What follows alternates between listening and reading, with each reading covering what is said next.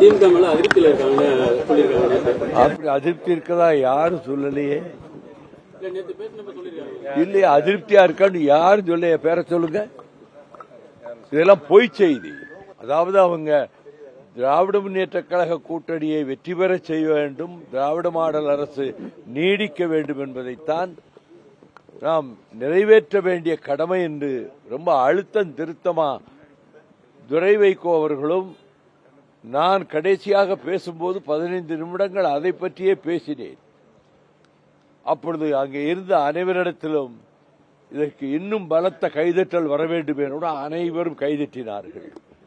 ஆக தளபதி ஸ்டாலின் அவர்கள் திராவிட மாடல் அரசை தொடர்ந்து நடத்துவார். 2026 தேர்தலில் திராவிட முன்னேற்ற கழகம் அறுதி பெரும்பான்மை அப்சல்யூட் மெஜாரிட்டி பெறும். கூட்டணி அரசு என்ற பேச்சுக்கே இடமில்லாமல் போய்விடும். நான் அப்படி கூட்டணி அரசு வர வேண்டும் என்று விரும்பவும் இல்லை, தமிழ் மக்கள் ஏற்றுக்கொள்ளவும் மாட்டார்கள். அந்த மாபெரும் வெற்றிக்கு நாம் உறுதுணையாக இருப்பதற்காகத்தான் திராவிடத்தை காக்க பாடுபடுவதுதான் நம்முடைய இயக்கத்தினுடைய எதிர்கால கடமை என்று சொல்லித்தான் நான் உயர்நிலை குழு, பொதுக்குழு, நிர்வாக குழுவிலே முடிவெடுத்து திமுகவோடு கூட்டணி வைத்தோம்.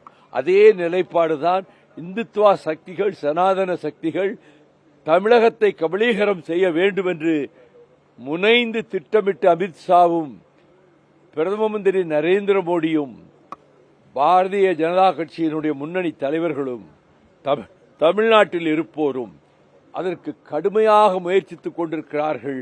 அந்த முயற்சிகள் மண்ணோடு மண்ணாகும், தவிடு பொடியாகும். இது தந்தை பெரியார், பேரறிஞர் அண்ணா, டாக்டர் கலைஞரினுடைய பூமி, திராவிட இயக்க பூமி. இந்த பூமியிலே கொட்டப்பட்ட வியர்வை அந்த திராவிட இயக்க தோழர்களுடைய ரத்தத்திலே இருந்து வந்த வியர்வை. ஆகவே திராவிட இயக்கம்தான் என் நாடி நரம்புகளிலே ஓடுகின்ற உணர்ச்சியாகும். நான் திமுக கழகத்திலே 1964 ஆகஸ்ட் 21 அன்று பேரறிஞர் அண்ணா அவர்கள் முன்னிலையில் கோகலே ஹாலில் பேசிவிட்டு நான் திமுக கழகத்தில் இணைந்தவன். இந்திய எதிர்ப்பு போராட்ட களத்திலே தளபதிகள் விருதுநகர் சீனிவாசனுக்கும் அண்ணன் எல் கணேசனுக்கும் தூதுவனாகவும் அவர்கள் நினைப்பதை செய்து முடிப்பவனாகவும் அந்த போராட்ட களத்திலே இருந்தவன்.